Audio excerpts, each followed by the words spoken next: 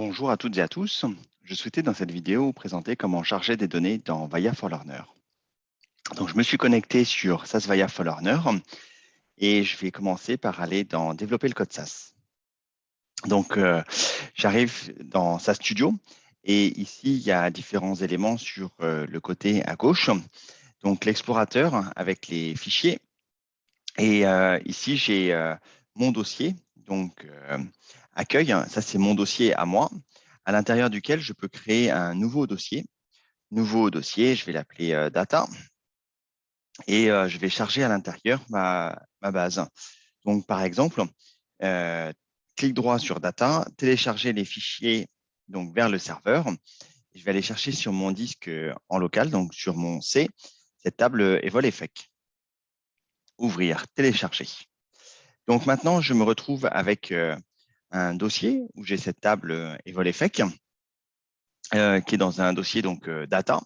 Si je regarde ici dans les propriétés, eh bien c'est shared, home, mon adresse email, data. Donc là, je peux copier ce lien et j'ai préparé un petit bout de code. Donc la première ligne ici, CAS my session. En fait, c'est pour créer une session CAS.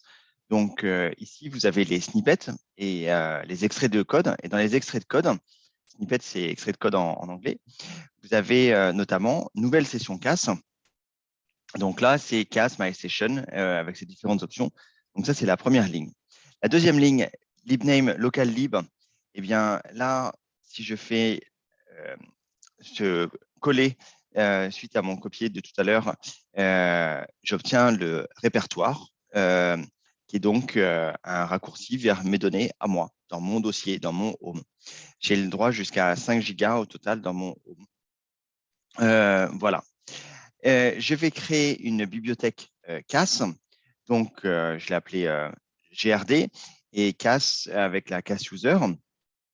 Donc, si j'exécute ces trois premières lignes, ici, exécuter, je me retrouve ici au niveau de mes bibliothèques avec les bibliothèques de base, la Work, la SASHELP, la MAP, par exemple. Et puis, ici, dans Local Lib, eh bien, j'ai une table. Ici, ça, c'est une table au format SAS. Et là, j'ai une bibliothèque CAS avec ce petit mot CAS ici. Ça veut dire que c'est une bibliothèque dans la RAM de manière distribuée.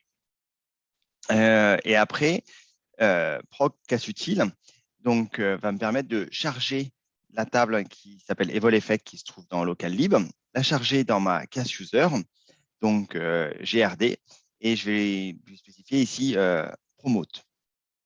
Donc, si j'exécute cette petite proc CAS utile avec ces différents paramètres, exécution, eh bien, je vais me retrouver donc avec cette table qui se trouve dans ma bibliothèque GRD, dans ma CAS user, qui est donc chargée dans la RAM de manière distribuée. Maintenant, je peux aller ici explorer, visualiser les données, par exemple, et je peux aller chercher dans mes sources de données. Eh bien, si je regarde dans ma CAS user, à moi, ici, je vais retrouver cette table Evolfec. Et donc, cette table Evolfec, c'est une toute petite table d'exemple, eh bien, je peux représenter l'évolution des effectifs de cette société. Donc, je vais regarder ici, là, j'ai le total. Et puis, si je regarde par rapport à l'ancienneté, OK, voilà. Donc, maintenant, j'ai ce graphique.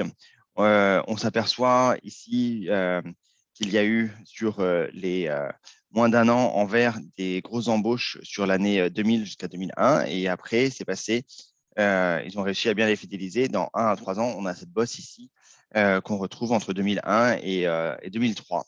Et après, c'est répercuté sur les 3 à 5 ans.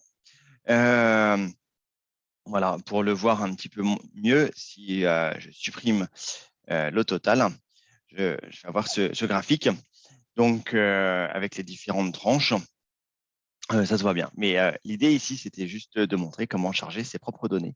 Merci pour votre attention. Au revoir.